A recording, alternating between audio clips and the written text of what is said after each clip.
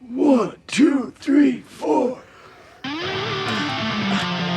How is it that actors can look so good in a movie?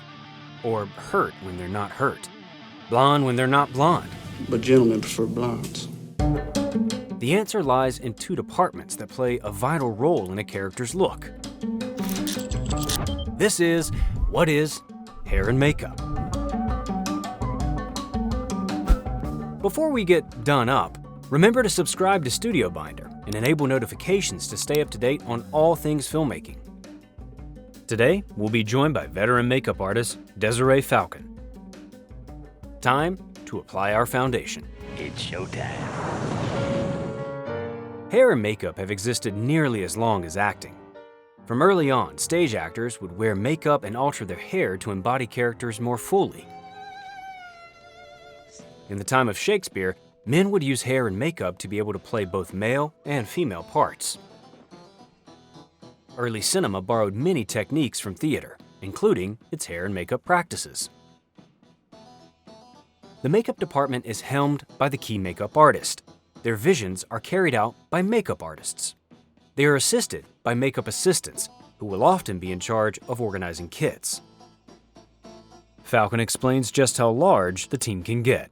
There's a lot of people, like on larger shows, there's a background supervisor who's in charge of managing all of the additional makeup artists who are coming in for background. There could be multiple people in a trailer. There could be thirds and fourths who are working regularly.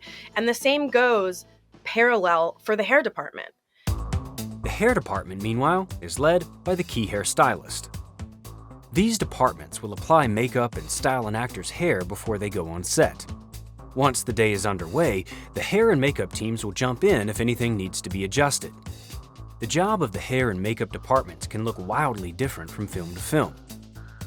It can include basics like concealer and eyeshadow to prosthetics like latex appliances and silicone models, adhesives, and body paint. Let's begin by looking at the role of the hair department. Give me a head with hair. Long, beautiful hair. A hairstylist has many tools at their disposal to mold an actor's mane. From hairspray and coloring products to gel. The key hairstylist will work closely with the makeup and costuming departments, creating a look that makes sense in conjunction with the rest of the character's appearance. The stylist will also take the actor into account, choosing haircuts that work with the actor's facial structure. Hairstyling can help an actor find and immerse themselves in the character. Nobody messes with the do! For Mad Max Fury Road, Charlize Theron insisted on shaving her head. There was a lot of talk when it comes to the looks of these characters and creating them, that one of those things was to shave my head. I just picked up the phone and I called George and I said, we've been trying to come up with this visual, and I think I need to just shave my head. The key hairstylist will typically personally do the hair for the lead actors and offload responsibility of other cast members to their assistant hairstylists. An actor's hair may shift between takes, so a hairstylist needs to stay vigilant and move quickly. Stylist Janet Sala explains.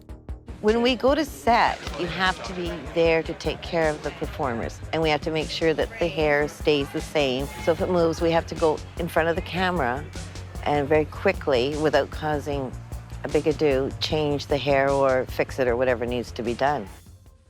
This speed means film hairstylists often use different tools than a typical hairstylist. Hot rollers are used rather than blow dryers, for example. Wigs are also an important part of a stylist's job. Often, they will have custom wigs made for actors whose hair is too different from what it needs to be. The primary goal with wigs is to make them appear real, while also not being uncomfortable for the actor. Bridgerton hair and makeup designer Mark Pilcher describes walking this line for one of the more involved wigs on the show. We did it in a way that it sort of was much more hollow, so that the outside looked sumptuous and thick, but actually it was much more hollow on the inside and much more bearable to wear. Perhaps this little love play will inspire my lovers tonight. The ideal film hairstylist is someone with a keen attention to detail. while also being considerate of an actor, especially since they spend so much time with them at the beginning and end of the day. Now, let's look at the roles of the makeup department, beginning with basic touch-up. Basic touch-up is makeup that is largely meant to be invisible to an audience, only subtly affecting an actor's look. But basic touch-ups for film can be demanding. Makeup artists will read through the script to get an idea of what characters may look like. Falcon elaborates. For me, when I get a script, I read it and then I try to figure out who these people are. I try to figure out, where are we? Who are these people? What do they do? Commercial! Commercial! Makeup artists will typically also base their decisions on the actor cast in the role. Euphoria makeup artist Donnie Davy explains her approach. I will go and meet with a costume designer. I'll look at some outfits that have been pulled, try and get a sense of what colors they wear, what their style is. And then my favorite part is looking at the set designs. It's gonna be like the atmosphere for whatever they're doing. So I'll talk to the actor. I always like to sort of connect with the person first and ask them how they usually wear their makeup. Sometimes, this kind of makeup enhances an actor's visual appeal. You have to respect that. To obtain these looks, makeup artists most heavily rely on the beauty portion of their kit, including foundation, concealer, lipstick, blush, bronzer, and highlighter. A makeup artist's kit is usually expansive. Falcon notes, I have a whole room in my house that is dedicated to my kit, plus a storage unit that has all kinds of stuff. And you would think that you don't need that much stuff, but you need a lot of stuff. My stuff. Ooh. For Academy Award-winning makeup artist Michelle Burke, less is often more. I don't look at the whole face and go, okay, I need to do the eyes, then I go to the lips, then I go to... I may do very little. I may just make the skin look the feature. I may just do things like that, just subtleties, details, little nuances. Once a makeup artist has decided on a look, they must keep continuity in mind, making sure an actor looks the same when a scene stretches over multiple shoot days, and adjusting makeup if it's altered during or between takes. Hey! Both of you. Sit. While filming Better Call Saul, actor Bob Odenkirk suffered a heart attack. Now, you listen. 5 weeks later, after his recovery, they finished shooting this scene.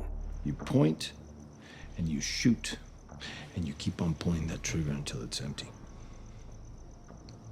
Simple. You can't tell by watching the completed scene, making this an example of expert-level continuity. Now, what to do with you? Makeup artists will have a chance to do these continuity touch-ups during what is called last looks. It's whatever I need to do makeup-wise before they start to roll to get the take. Often, a character's makeup needs to draw a bit more attention. Bless your little heart. This is when an artist can craft an even more stylized look. Many iconic characters have had their look defined by makeup. Sometimes this aesthetic is dictated by the director, and the makeup artist will see their vision through. What happened to your face? Leslie Vanderwall describes her process with director George Miller for Mad Max Fury Road. So you start talking and you start visualizing yourself. Then, there was this massive office with these just fantastic, from beginning to end and all around it were different storyboards and different artists that were working on comic books. And then you just had to go in there and start thinking along with George. Go for it! What have you done? Falcon's approach to makeup for the film Thelma was rooted in character. I felt like she was always busy. She was someone who was always doing something, and she wasn't gonna stop. there was some kind of routine to her. So I tried to figure out what that was and how I could incorporate what I do into that. Why are we stopping at Mona's? To get a gun. Do you even know how to use it? How hard can it be? Idiots use them all the time. God. The process can also be much more experimental. And I thought my jokes were bad. Makeup artist John Caglione Jr. explains his process for creating the design for the Joker in The Dark Knight. Hi. Christopher Nolan and Heath and I really just figured it out along the way, and it was a very relaxed environment, just playing around with stuff in London. See?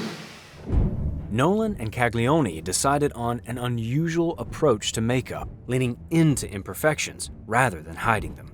As a makeup artist, I would look at that makeup and I was thinking to myself, oh my God, it's like, that's the worst makeup in the world. I'm like, oh my God, it's like, as a makeup artist, you want clean lines. You're thinking about Nicholson and you're Cesar Romero, and it's all in there. It just had to kind of force that out. You want to know how I got these scars? Iconic character designs can also come from the period in which they lived. As Braveheart makeup artist Lois Burwell explains, this is a balance between period accuracy and aesthetic appeal. If it's a historical character, obviously you go with reference as well from the period and the time. But the best way of doing it is testing it on the actor. Makeup artists may also consider how makeup looked in the film setting. Frances Hannon describes her approach with Victor Frankenstein, which takes place in the 19th century.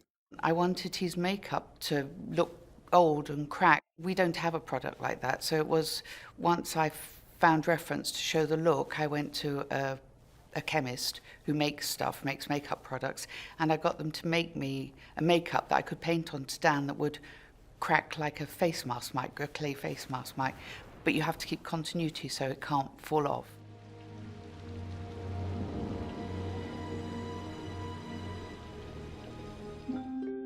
The art of cosmetics can go one step further with special effects makeup.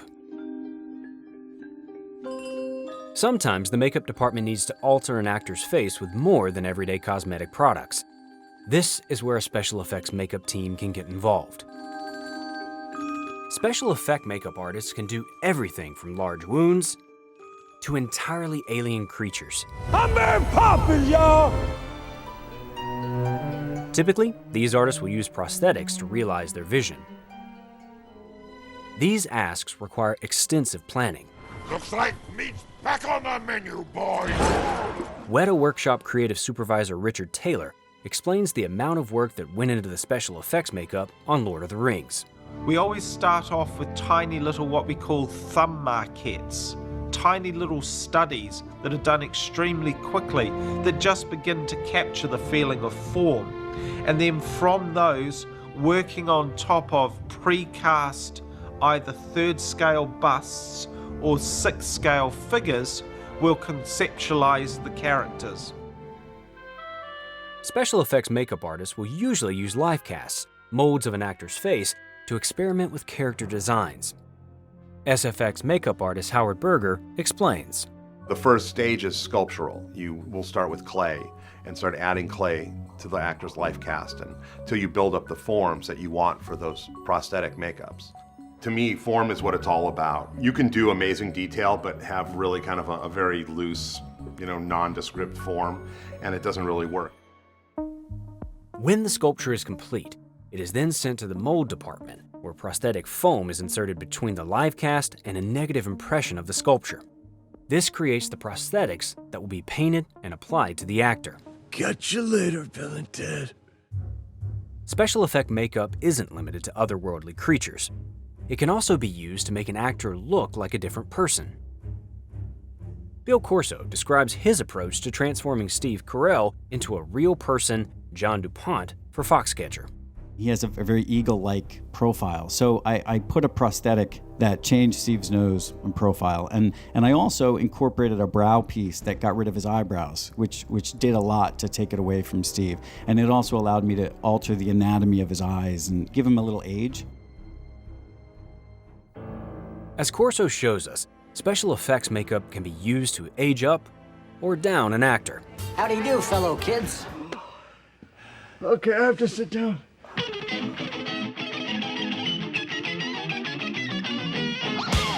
Often, a makeup artist will try to analyze an actor's face to anticipate how they themselves would age.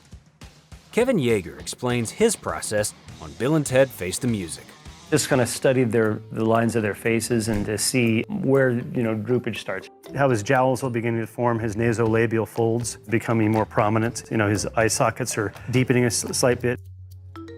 I'm sorry for the times I let you down, Bill. You never have, Bill.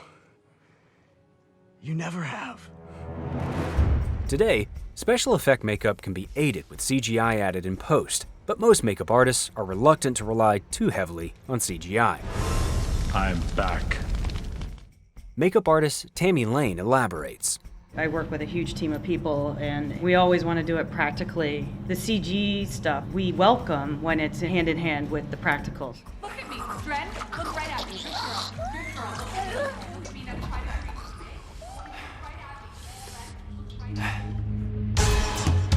In the end, the goal of special effects makeup is to appear real, allowing the audience to focus on the character, not the effect.